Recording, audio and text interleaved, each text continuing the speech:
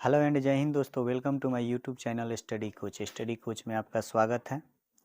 जैसा कि मैं हम फिर एक टॉपिक लेकर के आए हैं, इतिहास चैप्टर का सबसे बड़ा टॉपिक या अहम टॉपिक जो बार बार एग्जाम में क्वेश्चन हमारे से पूछा जाता है, बिस्मार्क कौन था।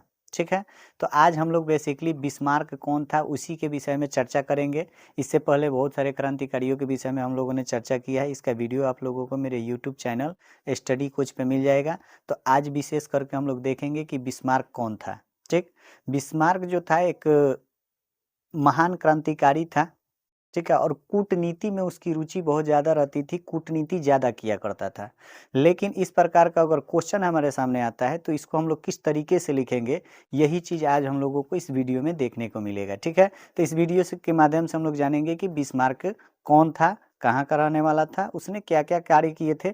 इस सब्जेक्टिव क्वेश्चन को किस तरीके से हम लोग लिखेंगे, इसके लिए हम लोगों ने पहले यहाँ पे क्या किया है कि बिस्मार्क कौन था क्वेश्चन को नोट कर लिया है। ठीक है, तो एक एक स्टेप देखते हैं कि किस तरीके से ऐसा अगर क्वेश्चन आता है तो हम इसको एग्जाम में लिखेंगे। ठीक है, तो चलिए देखते हैं, हम अपने आ जाते हैं बोर्ड पे। और बोर्ड पे आने के बाद में यहाँ पे हमने लिखा है कि बिस्मार्क एक बहुत महान क्रांतिकारी, बिस्मार्क एक बहुत महान क्रांतिकारी एवं कूटनीतिज्ञ था। कूटनीति का मतलब आप लोगों को पता है, एक राजनीतिक लाइन में जो भी नेता लोग होते हैं उनमें कूटनीति करना एक आम बात है। कूटनीति जब तक नहीं होगा तब तक राजनीतिक संभव नहीं होता है। तो ये कूटनीति जानता था। ठीक है, जिसका जन्म जो था यानी कि बिस्मार्क का जिसका जन्म 1 अप्रैल 1815 ईस्वी को सुन हुसैन में हुआ था। सुन हौसेन में हुआ था। ठीक है, कहाँ हुआ था जी? तो सुन हौसेन में हुआ था। याद रखेंगे आप लोग कि बिस्मार्क का जो जन्म हुआ था उसका जन्म 1 अप्रैल 1815 ईस्वी को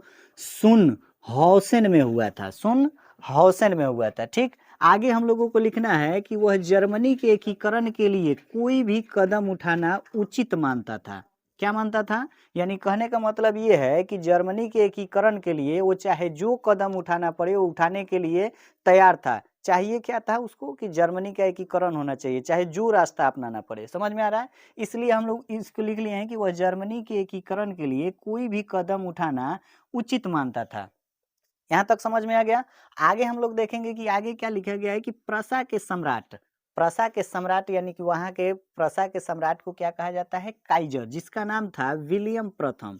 जिसका नाम क्या था जी? विलियम प्रथम ने बिस्मार्क को अपना चांसलर नियुक्त किया था। बिस्मार्क को अपना चांसलर यानी कि हेड, राजा होता है, सम्राट होता है वहाँ का, तो जो अपना ये होता है कर्मचारी या प्रतिनिधि वगैरह नियुक्त करना, जैसे हमारे यहाँ प्रधानमंत्री होते हैं वही वहाँ का होता है चांसलर। ठीक है, तो क्या होता है कि उसको बिस्मार्क को अपना चांसलर नियुक्त किया था। चांसलर नियुक्त करने के बाद में बिस्मार्क ने जर्मनी के एकीकरण के लिए रक्त और लौह की नीति अपनाई थी। किसकी नीति अपनाई थी? तो बिस्मार्क ने जर्मनी के एकीकरण के लिए रक्त और लौह की नीति अपनाई थी, यानी कि खून का नीति अपनाया था। खून बहाओ या कुछ भी करो, हमें जर्मनी का एकीकरण चाहिए। तो आपसे कई मरतबा क्वेश्चन पूछ देता है कि जर्मनी के एकीकरण के लिए बिस्मार्क ने कौन सी नीति अपनाई थी, तो याद रखिएगा लो, जर्मनी के एकीकरण के लिए बिस्मार्क ने रक्त और लौह की नीति अपनाई थी। ठीक है, यहाँ तक हमारा क्लियर हो जाता है, रक्त और लौह की नीति अपनाई थी। देन हमारा आगे आता है कि जर्मनी के एकीकरण हेतु बिस्मार्क ने कई युद्ध लड़े। जर्मनी के एकीकरण हेतु यानी कि जर्मनी का एकीकरण करने के लिए छोटे बड़े बहुत से युद्ध लड़े थे बिस्मार्क ने।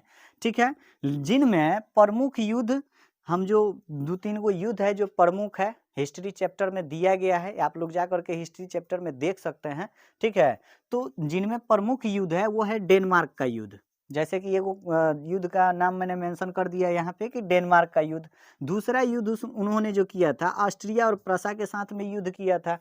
ठीक है, तीसरा युद्ध जो था वो फ्रांस से युद्ध हुआ था, जो सबसे लास्ट में वो युद्ध किए थे। ठीक है, बिस्मार्क का मृत्यु 30 जुलाई 1898 ईस्वी को हुआ था। ठीक है, तो इस तरीके से ये 3 गो युद्ध का नाम उसमें मेंशन कर देंगे जिसमें बिस्मार्क ने अपनी अहम भूमिका निभाई थी। और ये 3 बड़े युद्ध उसने लड़े थे, छोटे बड़े बहुत सारे युद्ध लड़े थे, लेकिन ये 3 जो युद्ध आता है, डेनमार्क का युद्ध, ऑस्ट्रिया और प्रसा का युद्ध एंड फ्रांस का युद्ध, ये बहुत ही बड़े लेवल का युद्ध था। तो ये रहा आप लोगों का बिस्मार्क कौन था। इस क्वेश्चन को कैसे लिखेंगे, इसका आंसर जैसे कि एक मरतबा फिर से हम रिमाइंड कर लेते हैं कि बिस्मार्क एक बहुत महान क्रांतिकारी एवं कूटनीतिज्ञ था, जिसका जन्म 1 अप्रैल 1815 ईस्वी को सुनहौसेन में हुआ था। वह जर्मनी के एकीकरण के लिए कोई भी कदम उठाना उचित मानता था।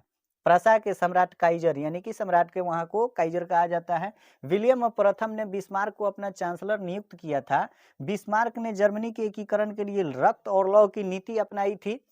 जर्मनी के एकीकरण हेतु बिस्मार्क ने कई युद्ध लड़े, जिनमें प्रमुख युद्ध डेनमार्क का युद्ध, ऑस्ट्रिया और प्रसा का युद्ध तथा फ्रांस का युद्ध। बिस्मार्क का मृत्यु जो हुआ था 30 जुलाई 1898 को हुआ था। इस प्रकार हमारा बिस्मार्क कौन था, इस क्वेश्चन का आंसर खत्म हो जाता है। आप लोग इसका चाहे तो स्क्रीनशॉट ले सकते हैं और एग्जाम में अगर इस प्रकार ऐसा क्वेश्चन पूछता है तो आप सेम टू सेम वैसा ही लिखें, फुल टू फुल नंबर मिलेगा।